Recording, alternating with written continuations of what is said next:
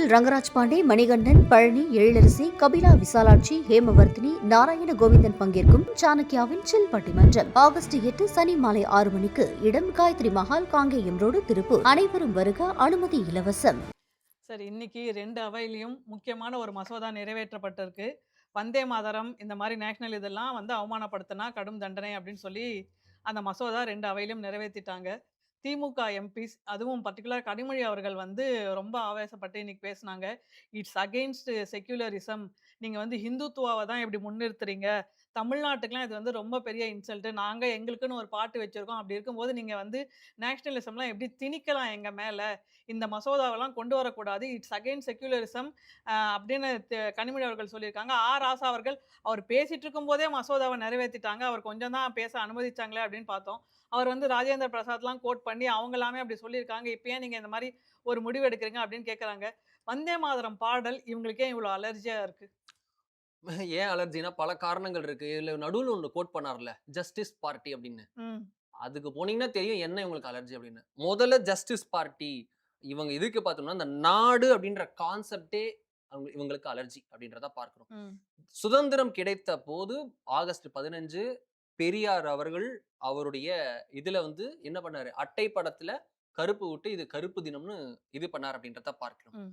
So India பிரிட்டிஷ்காரங்க இங்க இருந்து விட்டுட்டு போயிட்டா, இந்த நாட்டால ஒரு குண்டூசி கூட தயாரிக்க முடியாதுன்னு சொன்னவர் ஒரு ஒரு சொன்னவர் திரு பெரியார் அவர்கள் ம். அப்படின்னு பார்க்கிறோம். இன்னைக்கு வந்தே பாரத் பறந்துகிட்டு இருக்கு.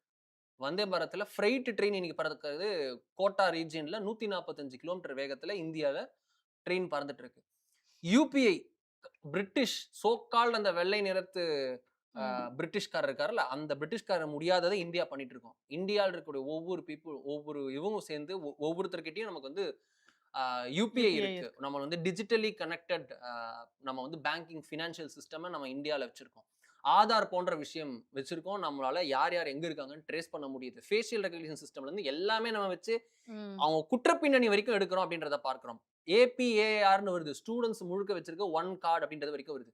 ஸோ பிரிட்டிஷ்லாம் பக்கத்தில் கூட வர முடியாது. அவங்க நாட்டில் முதல்ல பிரதமருக்கு ஒரு ஸ்டெபிலிட்டியை கொண்டு வரட்டும். அதுக்கப்புறம் பேசலாம். ஸோ அந்த பார்ட் அங்கேயே முடிஞ்சிச்சு. வந்தே மாதரத்துக்கு வருவோம். இந்த வந்தே மாதரம் 1882ல ஆனந்த பகத் அப்படின்னு ஒரு ஒரு நாவல்ல உங்களுக்கு ஹன்கிம் சந்திர சாட்டர்ஜி அப்படின்ற பன்கிம் சந்திர சாட்டர்ஜி அப்படின்ற இவர் தான் ஒரு போயமா அந்த நாவல்ல கொடுக்குறார். பின் நாட்கள்ல சுதந்திர போராட்டத்துல பல்வேறு இடங்கள்ல ஒரு ஒரு ஒரு பேட்ரியாட்டிக் ஒரு தேசபக்தி முழக்கமாக வந்தே மாதரம் அப்படின்னு சொல்றதெல்லாம் பார்த்திருக்கோம்.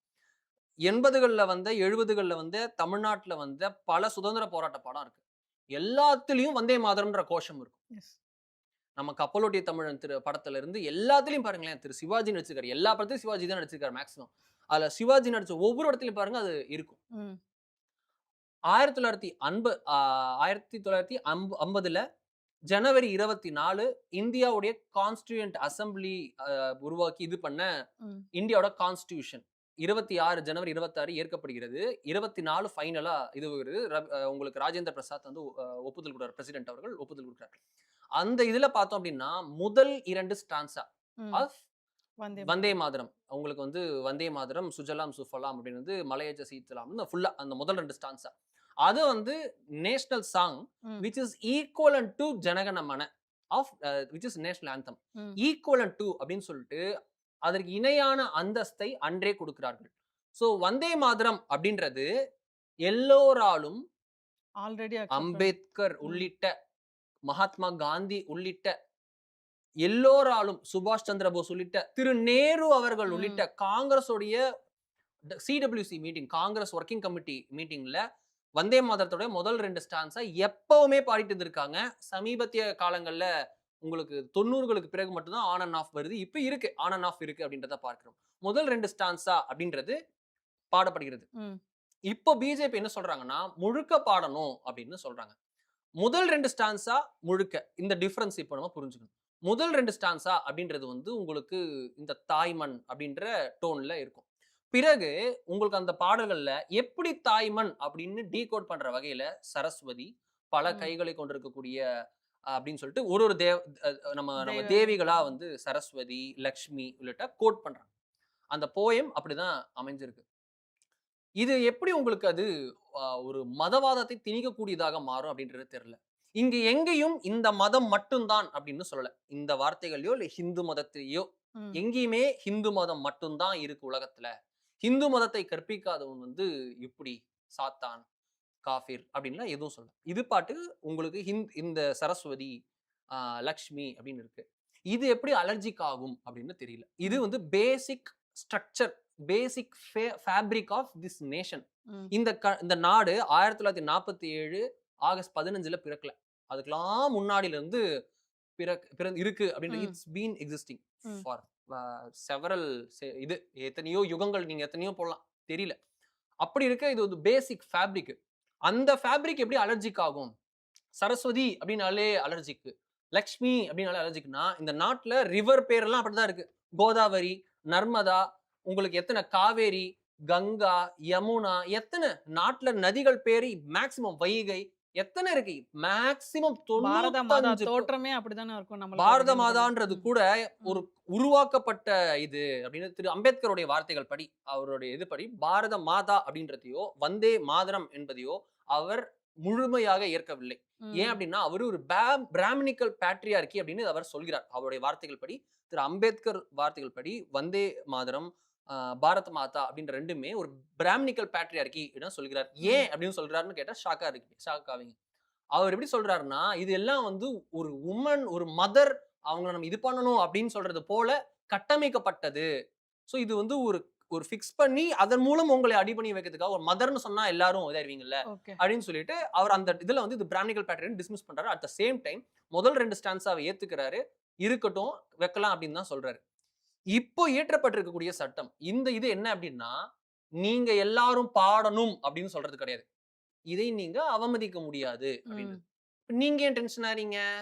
வந்தே மாதரம்னு பண்ணா நாங்க வந்தே மாதர பாடல்களை வைத்து நாங்கள் வந்து ராமரை செருப்பால் அடித்தது போல் நாங்களும் அடிப்போம்னு கிளம்ப போறீங்களா? ஹிந்து மத கடவுள்களை உங்களுக்கு வந்து அவ்ளோ மோசமா டெங்கு, மலேரியா இது போல நாங்களும் சனாதனத்த அடிப்பேன்னு சொன்னீங்களே, அது போல வந்தே மாதரம்னு சொன்னத சொல்ல போறீங்களா? அத அவமதிக்க ம். போறீங்களா? ம். அவமதிக்க முடியாதுன்ற பாயிண்ட். இப்போ ஒரு இன்னொரு மத பாடல் வருது. நான் ஒரு தீவிர ஹிந்து. ம். நான் அத அவமதிக்க கூடாது. ஆனா நான் பாடாம இருக்கலாம்ல. ம். நான் அப்படியே நிக்கலாம்ல. ம். நான் அப்படியே கை கட்டி போய் நிக்கலாம்ல. சிம்பிள். நான் அத ஏற்கல. அதுக்காக நான் அவமதிக்கணும்ன்றது இல்லல்ல. அதுபோல நீங்களும் ஏற்க வேணாம். அவமதிக்க கூடாது. பட் அவங்க இது அவமதிக்கிறது ம். பற்றிய ஒரு சட்டம். இஃப் யூ டூ இன்சல்ட் அவ்வளவுதான் மேட்டர். அத இன்சல்ட்னா நீங்க இனிமேல் அத பாடாம இருக்கக்கூடாது. அரசு விழால. இவங்க இல்ல சிம்பிள் விஷயம். நீங்க வந்து ம். வந்தே மாதரம் பாடும்போது சிலர்லாம் பார்த்திருப்பீங்கல்ல. ஜனகணமன பாடும்போது வேணும்னே தியேட்டர்ல உட்கார்ந்திருப்பாங்க. ம். அவங்க நெறைய பேர் ஐடென்டிஃபை பண்ணுவாங்க. அது போல தான் யூ கேனாட் இன்சல்ட் அவ்வளவுதான் ம். விஷயம். ம். நீங்க அத நீங்க பாட வேணாம். நீங்க அப்படியே நில்லுங்க. அவமதிக்க கூடாது. தேசிய ஓகே. கொடிய நான் வந்து இது பண்றேன், இது ஒரு பண்றேன். உங்களுக்கு கிளாத் மாரி யூஸ் பண்ணக்கூடாது. அந்த அவ்வளவுதான். மாரி தான் இது. அதாவது இந்த பொட்டா சட்டத்தெல்லாம் எது சொல்லுவாங்கல்ல, பயங்கரவாதத்த வந்து பண்ணதான் கூடாது. பயங்கரவாதத்துக்கு ஆதரவா பிரீச் தான் பண்ணக்கூடாது. பயங்கரவாதிகளை இவர்கள் இருக்காங்கன்னு எக்ஸிஸ்டிங் ஆறாங்கன்னு நான் ஆதரிக்கிறேன்னு சொல்றத நம்ம இது பயங்கரவாதம்னு சொல்ல முடியாதுன்னு ம். சொன்னாங்கல்ல. அது போல ஒரு சின்ன கிரே ஏரியா தான். அந்த கிரே ஏரியால நீங்க தான் எப்பவுமே வழக்கம் போல அரசியல்வாதிகளுக்கு கிரே ஏரியாவ சொல்லியே தரணும். இந்த பக்கமும் இல்லாம, அந்த பக்கமும் இல்லாம ஒரு ஓட்டு வங்கி இருக்குன்னு தெரிஞ்சுச்சுன்னா, ம். புடிக்காத விஷயத்த கூட புடிப்பது போல கிரே ஏரியால பட்டும் படாம, தொட்டும் தொடாம எவ்வளவோ பேசுவாங்க. வார்த்தை ஜாலத்தெல்லாம் திமுக சொல்லி தரணுமா? நாங்கள் வந்து இதை ஏற்கவில்லை. ம். ஆனால் அதை அவமதிக்க மாட்டோம் அப்படின்னு இருக்கலாம்ல. ம். ஏன்? இது வந்து ஜஸ்ட் ஒரு political positioning to appease some votes. Okay. ஒரு வெறும் பொலிட்டிக்கல் பொசிஷனிங். ஒரு இப்படி நம்ம இப்படிலாம் பேசினா ஓட்டு கிடைக்கும் அப்படின்னு நினைச்சிட்டு இருக்காங்க. பாஸ் அந்த ஓட்டெல்லாம் லாக் ஆயி ரொம்ப நாள் ஆச்சு. ஒரு தனி பேஸ் ஒண்ணு உருவாகிருச்சு. இவங்க என்ன ப்ராப்ளம்னா இப்போ இந்த பக்கமும் போ முடியாம, அந்த பக்கம் இவங்க ஒரு காலத்துல இவங்க பின்னாடி இருந்த சோ கால்டு கல்டிவேட் பண்ணி வச்சிருந்த செக்யூலர் அப்படின்னு சொல்லி இவங்க அடையாளம் குடுத்திருந்த இப்ப டிவிகேக்கு போயிடுச்சு. ம். முன்னாடி வந்து தானா போச்சு. மீதி பாதி இவங்க கிட்ட இருந்துச்சு. இப்போ அது வந்து ஜெயிக்கிற குதிரைன்னு தெரிஞ்சோனே இருக்கிற மீதியும் போயிடுச்சு. சோ இப்ப அத இப்போ செக்யூர் அந்த பண்ண ட்ரை பண்றீங்க. யூஎஸ்பியே இல்லாம பேசிக் ஸ்ட்ரக்சர் இவங்களோட ஃபேப்ரிக்ல இருக்கிற பேசிக்கே இல்லாம இப்போ ரொம்ப திமுக ரொம்ப ப்ரூவ் பண்றாங்க. எப்படின்னா ஒரு கட்சியில இருந்து வெளியில போயிட்டோம்னா நான் அந்த கட்சியிலன்னு ப்ரூவ் பண்றதுக்காக நிறைய சிலர் ட்ரை பண்ணுவாங்க. அது போல இங்க வந்து நாங்க அந்த ஓட்டு என்னோட விட்டு போயிருச்சு யார அப்படின்னு சொல்றீங்க? பொதுவா சொன்னேன். ஓகே. அது போல இங்க இருந்து போனதுக்கு அப்புறம் அந்த ஓட்டு நான் தான் ஒரிஜினல் ப்ரூவ் பண்றதுக்காக நிறைய ட்ரை பண்றாங்க. ம். என்ன நடக்குதுன்றத பார்க்கணும். ஓகே. அட்டகாசமான அரசியல்வாதியாக அதிரடி பயிற்சி பட்டறை பியூர் பாலிடிக்ஸ். அடுத்த வகுப்புகள் விரைவில் ஆரம்பம். தொடர்புக்கு 7388824242. இங்க காவிரி பிரச்சனை, மசோதா எல்லாம் பயங்கரமா போயிட்டு இருக்கும்போது, 2 தல வந்து அமைதியா வேற ஒண்ண பத்தி யோசிச்சுக்கிட்டு இருக்காங்க. அது வந்து நெக்ஸ்ட் வீக் இறக்க போறாங்க அந்த பாம அப்படின்னு சொல்லிக்கிட்டு இருக்காங்க. வருகிறதா FCRA என்ன பிளான் பண்ணிக்கிட்டு இருக்காங்க? இங்க டக்குன்னு பார்க்கும்போது அண்டர்டேக்கர் அண்ட் கேன் வர மாதிரி இருக்கு. 2 பேரும் பிரதர்ஸ் ஆஃப் டிஸ்ட்ரக்ஷன் சொல்லுவாங்க. இங்க ம். Brothers of destruction of the opposition of them அப்படின்னு நம்ம இதை புரிஞ்சுக்கணும். FCRA ரொம்ப முக்கியமான பில். இது 2004ல இருந்து இந்தியால எக்ஸிஸ்ட் ஆற ஒரு முக்கியமான சட்டம். ஆனா 2007ல இருந்து பெரிய லூப் ஹோல்ஸ் இருக்கு அப்படின்றத பார்க்கணும். இதை நம்ம டீட்டெயிலா நான் சீக்கிரமா ஒரு எக்ஸ்பிளைனர் ம். போட போறேன். பட் அதுக்கு முன்னாடி இப்போ நம்ம பார்க்க வேண்டியது ரொம்ப அவசியமான விஷயம். இந்தியாவில் NGOs அப்படின்றது ரொம்ப முக்கியமான ரோல். அது வந்து ஒரு கவர்மெண்ட் இல்லாத, கவர்மெண்டால முடியாத, பண்ண முடியாத எல்லா விஷயத்தையும் கவர்மெண்டால பண்ண முடியாது. மினிமம் கவர்மெண்ட் மேக்ஸிமம் கவர்னன்ஸ் அப்படின்னு நம்ம சொல்ற ஒரு தத்துவத்தை திரு ம். வாஜ்பாய் அவர்கள் ஃப்ரேம் பண்ணது. அதை தான் நிறைய ட்ரை பண்றோம். ஆனாலும் உங்களுக்கு முடியாது. 140 கோடி மக்களுக்கும் ஒருத்தருக்கு ஒரு ஒரு போலீஸ் போடுறது, ஒரு ஒரு டாக்டர் போடுறது, ஒரு இது பண்றது, எல்லாத்தையும் இந்த பொது உடைமை அப்படின்ற பேர்ல கவர்மெண்ட் ஹாஸ்பிட்டல் தான் இருக்கணும், எல்லாருக்கும் கவர்மெண்ட் ஹாஸ்பிட்டல், எல்லாருக்கும் கவர்மெண்ட் காலேஜ், எல்லாருக்கும் இது பாசிபிள் கிடையாது. எல்லாருக்கும் ம். கவர்மெண்ட் வேலை பாசிபிள் கிடையாது. அதே போல தான் சர்வீஸும். சர்வீஸ் அப்படின்றதும் எல்லா சர்வீஸையும் அரசால கொடுக்க முடியாது. அதனால தான் NGOs உடைய ரோல் பெரிய அளவுல இருக்கு. பட் அதுல வந்து நீங்க டெமோகிர டெமோகிராஃபிய சேஞ்ச் பண்ண ஏதாவது முறைகேடான வகையில உங்களுக்கு வந்து ஒரு சலுகை குடுத்திருக்குன்னா, சலுகைய அனுபவிக்கணும். ம். உங்கன்னா நானு, நீங்க எல்லாருமே. நமக்கு ஒரு சலுகை வருதுன்னா, சலுகைய அனுபவிக்கணும். அ உங்களுக்கு உட்கார்றதுக்கு இடம் குடுத்தா படுக்கிறதுக்கு பாய் கேப்பேன்னு சொல்லுவாங்கல்ல, அது போல தான். வருதுன்றதுக்காக உங்களுக்கு எக்ஸ்ப்ளாய்ட் பண்ணக்கூடாது, எக்ஸ்ட்ராக்ட் பண்ணக்கூடாது. ம். அந்த லூப் ஹோல்ஸ், லால இருக்கிற சட்டத்துல இருக்கிற லூப் ஹோல்ஸ பயன்படுத்தி, இந்தியால உங்களுக்கு எவ்வளோ மோசமான போராட்டங்கள் தூண்டப்பட்டது அப்படின்றத பார்த்திருக்கோம். இந்தியால டெமோகிராஃபிய மாத்துவதற்கு ஏதுவாக மதமாற்றங்கள் ஊக்குவிக்கப்பட்டிருக்கு அப்படின்றத பார்த்திருக்கோம். 2015ல இருந்து இப்ப வரைக்கும் மட்டும் பார்த்தோம்னா, உங்களுக்கு FCRAல அப்பயே ஒரு திருத்தம் 2015லயே பண்ணாங்க. மோடி கவர்ன்மெண்ட் வந்தோனே இப்படி பண்ணாங்க. ம். ஒரு 3 முக்கியமான இவாஞ்சலிக்கல் மிஷனரீஸ தடை பண்ணாங்க. அதன் பிறகு இன்னொரு 3 இது பண்ணாங்க, பேன் பண்ணாங்க. அடுத்து 2016ல 20 NGOஸ்க்கு லைசென்ஸ ரத்து பண்ணாங்க. முதல்ல சஸ்பென்ஷன் அப்புறம் ரத்து அப்படின்னு பண்ணாங்க. இப்ப வரைக்கும் பார்த்தோம்னா, இந்த லாஸ்ட் 15 வருஷத்துல இன்க்ளூடிங் ஆஃப் காங்கிரஸோட எரால இருந்து கொஞ்சம் லைட்டா ஆரம்பிச்சோம்னா 20,000 NGOs முறைகேடான வகையில உங்களுக்கு நிதி பெற்றது இதற்கான ஆதாரங்கள் இல்லாமல் எந்த சோர்ஸுக்காக வாங்கினோம், ம். எந்த சோர்ஸ்ல இருந்து வாங்கினோம், அதை எதற்காக செலவிடுறோம் அப்படின்ற ஒரு டேட்டா கூட மேட்ச் ஆகாம தவறான விஷயங்களுக்காக ஒரு விஷயத்திற்காக பணத்தை வாங்கி வேறு விஷயத்திற்காக செலவு செய்த ரெக்கார்டோட இருந்திருக்காங்க அப்படின்றதுக்காக 20,000 NGOs அதற்கான லைசன்ஸை ரத்து கேன்சல். செய்திருக்கிறது. ம். இது மூலமா வந்து உங்களுக்கு பெரிய அளவுல நாட்டிற்குள்ள கலவரங்கள். ஒரு இண்டஸ்ட்ரி வருதுன்னா, அந்த இண்டஸ்ட்ரிக்கு எதிரா போராட வைப்பது. ம். அந்த போராட வைப்பதற்கு வெளிநாட்டுல அந்த இண்டஸ்ட்ரிக்கு போட்டியாக வர வேண்டிய இன்னொரு இண்டஸ்ட்ரி, அதனுடைய ஒரிஜின் ஆஃப் கண்ட்ரி அந்த நாடு தூண்டும். ம். ம். இதோட பெஸ்ட் எக்ஸாம்பிள் கென்யாக்கு இப்ப போவோம். சின்னதா போவோம். கென்யாக்கு போனோம்னு வச்சுக்கோங்க. கென்யால அதானிக்கு கிடைக்க வேண்டிய ஒரு பெரிய ப்ராஜெக்ட். ம். பெரிய பெரிய ஏர்போர்ட் டெர்மினல் உள்ளிட்ட பெரிய ப்ராஜெக்ட் கிடைக்க வேண்டியது. அதானி வந்து இங்க வந்தா மரத்தெல்லாம் அழிச்சிருவாரு, இயற்கைய சூறையாடிடுவாரு, அவங்களுக்கு வந்து குரோனிக் கேபிட்டலிசம் வந்துரும் அப்படின்னு சொல்லிட்டு அந்த ஊர்ல ஃபுல்லா யூனியன்கள், ஏர்போர்ட்ல யூனியன்கள்னு ஸ்டாஃப்ஸ்ன்னு எல்லாம் போராடினாங்க.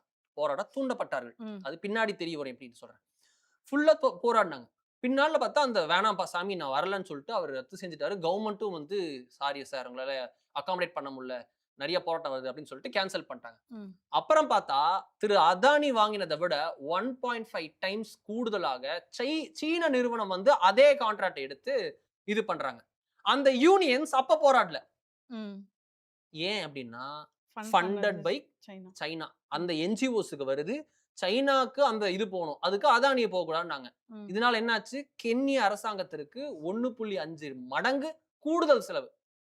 டபுள் த டைமுக்கு கொஞ்சம் முன்னாடி ம். 1.5 மடங்கு அப்படியே இன்க்ரீஸ் ஆயிருக்கு செலவு அப்படின்றத பார்க்கணும். சின்னதா கூகுள்ல செக் பண்ணி பார்த்தா இன்னும் டீடைல்டு ஹிஸ்டரி வரும். அதெல்லாமே பார்க்கலாம். இப்படிதான் ஒரு ப்ராசஸ் நடக்குது. உங்களுக்கு குஜராத்ல மோடி வந்து மொத்தமா அத ஒடுக்கி வச்சிருந்தாரு. வாள நறுக்கி வச்சிருந்தாரு. ம். உங்களுக்கு வெஸ்ட் பெங்கால்ல நானோ இண்டஸ்ட்ரி அமைய வேண்டியது தடுக்கப்பட்டது அன்றைய நாள்ல. இப்ப மோடி என்ன பண்ணாரு? உங்களுக்கு எல்லாமே நான் தரேன். இங்க வாங்க. அங்க வை, சங்க வை இல்ல எல்லாமே இங்க இருக்கு வாங்கன்னு சொல்லிட்டு கூப்பிட்டு உட்கார வச்சு உங்களுக்கு குடுத்து இண்டஸ்ட்ரிய எப்படி பூஸ்ட் பண்ணாரு? ம். நானோ அவ்ளோ வந்தது. உங்களுக்கு நாடு முழுக்க நானோ குஜராத்ல தயாரிக்கப்பட்டது. ஒரு பக்கம் ஒரு பக்கம் டாடா, ஒரு பக்கம் மோடி அவர்கள். 2 பேரும் நானோ கார்ல இப்படி நிக்கிற ஒரு ஃபோட்டோ இருக்கும். செக் பண்ணி பாருங்க. அவரு வெஸ்ட் பெங்கால் அமைக்க ஆசைப்பட்டாரு. வெஸ்ட் ம். பெங்கால்ல அன்னைக்கு முடியல. அன்றைய அரசியல், அன்றைய என்ஜிஓஸ்லாம் சேர்ந்து தடுத்தாங்க. மோடி அவர்கள் அதெல்லாம் ஒடுக்கி வச்சிருந்தாரு. கூப்பிட்டாரு, குடுத்தாரு. அங்க இருக்கிற மக்களுக்கு வேலை வாய்ப்பு கிடைச்சது. ம். சிம்பிள். அவ்வளவுதான். As simple as that. உங்களுக்கு ஒரு வேலை வாய்ப்பு வருதா தடுக்கணும். அதன் மூலம் வேலை இல்லன்றதையே பிரச்சனையா சொல்லணும். முதல்ல இண்டஸ்ட்ரி வரக்கூடாது. எஸ். இண்டஸ்ட்ரி வந்தா வேலை கிடைச்சிரும். ஸோ இண்டஸ்ட்ரி வரக்கூடாது. வேலை கிடைக்கக்கூடாது. அப்புறம் வேலை கிடைக்கலன்றதே ஒரு ப்ராப்ளமா சொல்றது. அந்த ப்ராப்ளத்த சொல்லி அரச அடிக்கிறது. அரசு அடிச்சு அரச கவுத்து உங்களுக்கு மொத்தமா சிதைஞ்சதுக்கு அப்புறம், சிதைஞ்சதுக்கு காரணமும் அரசு தான் சொல்றது. It's an vicious circle of விஷம். ஓகே. அந்த இத ஒரு முக்கியமான அதுக்கு வந்து ம். ஃபண்டிங் பார்த்தீங்க அப்படின்னா, தவறான நோக்கத்துடன் செயல்படக்கூடிய என்ஜிஓஸ். அதற்கு பேரலா இன்னொன்னு பார்த்தோம்னா, நாட்ல டெமோக்ர டெமோக்ர அ டெமோகிராஃபி. டெமோக்ரட்டி டெமோகிராபிக் டிவிடெண்ட் அத அறுவடை செய்ய ஹிந்துஸால டெமோக்ராட்டிக் டிவிடெண்டே கிடையாது. அந்த டெமோகிராபிக் டிவிடெண்ட்ட நம்ம அனுபவிக்கணுன்ட்டு மதத்த மொத்தமா மாத்திருவோம். ம். சென்சஸ் தான் வரலல்ல. சென்சஸ் நான் ரொம்ப ஆவலா எதிர்பார்க்கிறது. இந்த வருஷம் சென்சஸ் எடுத்து சீக்கிரமா சென்சஸ் ரிலீஸ் ஆகணும். 2011ல இருந்து இப்ப வரைக்கும் எவ்வளவு மதம் மாறி இருக்கு, எத்தன பேரு இதா இருக்காங்க அப்படின்ற டேட்டா வரணும். ம். Let everyone get aware of it. ஒரிஜினலான விஷயம் தெரிய வரட்டும். எப்படி நடந்திருக்குன்னு, எப்படி ஆர்டிஃபிஷியல் நடக்கும்னு. இந்த எஃப்சிஆர்ஏ விஷயத்துக்கு எத்தனை இஸ்லாமியர்கள் ஆதரிக்கிறாங்கன்னு பார்க்கலாமா? அவ்வளோ பேர் ஆதரிப்பாங்க. இஸ்லாமிய கூட்டமைப்புகள் இதெல்லாம் நெறைய பேர் எஃப்சிஆர்ஏ ஆதரிக்கிறாங்க. ம். ஏன்? அவங்க இந்த விஷயத்துல பாதிக்கப்படுறாங்க. ஓகே. இந்த முக்கியமா பக்கத்துல கேரளால. லவ் ஜிஹாத்துக்கு எப்படி வந்து ம். கிறிஸ்தவர்கள் எதிரா இருக்காங்களோ, ஹிந்துஸ் கூட சேர்ந்து பிஜேபிக்கு ஆதரிக்கிறாங்களோ கேரளால, அதுபோல இந்த பக்கத்துல வந்து இஸ்லாமியர்கள் பலரும் வந்து எஃப்சிஆர்ஏ பில்லுக்கு ஆதரிப்பார்கள். ம். ஏன்னா எஃப்சிஆர்ஏல அவங்க பண்றதில்ல. அவங்களுக்கு அதுல ஒரே ஒருத்தர் பண்ணார் அப்படின்னா, அது திரு ஜாகீர் நாயக். அவரும் மதம் மாத்துறது அப்படின்றத தாண்டி டெரரிசத்துக்கு புஷ் பண்ணாரு அப்படின்றத பார்த்திருக்கோம். அவரோட பெஸ்ட் எக்ஸாம்பிள். அவர் ஒரு பெஸ்ட் எக்ஸாம்பிள் அப்படின்னு சொல்லலாம். சோ ஒரு இந்தியாவோட பேசிக் ஃபேப்ரிக்க மாத்த நினைக்கக்கூடிய சதியை முறியடிப்பதற்கான ஒரு முக்கியமான அமெண்ட்மென்ட் பில். இது வந்து ஆல்ரெடி இன்ட்ரோடியூஸ் பண்ணிட்டாங்க மார்ச்லயே. எஸ். உங்களுக்கு அப்ப பட்ஜெட் கொண்டு வந்த செஷன்லயே. அமெண்ட்மெண்ட்ஸ்ல தான் வந்து அப்போசிஷன் பார்ட்டிலாம் நம்ம திமுக எம்பிஸ் உட்பட இதெல்லாம் என்ஜிஓக்கு அகைன்ஸ்டான்னு சொன்னாங்க. பட் அந்த அமெண்ட்மெண்ட்லயே ரொம்ப கிளியரா சொன்னாங்க. நீங்களுக்கு டேட்டா காமிங்க, லைசென்ஸ் ரெனியூ பண்ணுங்க. டேட்டா கிளீனா இருந்தா ஒரு மதத்தின் பிரச்சனையும் பேரால் இல்ல. பள்ளிகள் நடத்தவோ, மதத்தின் பேரால் கல்லூரிகள் ஹாஸ்பிட்டல்ஸ் நடத்தவோ, நடத்தவும். ஹாஸ்பிட்டல் நடத்தவோ தடை கிடையாது. மதத்தின் பேரால் நீங்க வந்து மதம் மாற்றம் உங்களுக்கு வந்து மதம் மாற்றம், நடத்துவதற்காக டெரரிசம், ட்ரக்ஸ் இது 3 ட்ரக்ஸ் தான் இதை சொன்னாங்க. செய்வதற்கு ம். வெளிநாட்டுல இருந்து பணம் இது பண்ண முடியாது. ட்ரக்ஸுக்காகன்னு வெளிநாட்டுல பணம் வாங்க போறது இல்ல. ம். ஆனா அத நீங்க எங்க செலவு பண்றீங்கன்னு காட்டணும். எல்லாரும் காட்டணும். இப்படி பண்ணீங்கன்னா தடை. ஓகே. Simple point. இவ்வளவுதான். வரான் எஃப்சிஆர். அடுத்த வாரம்.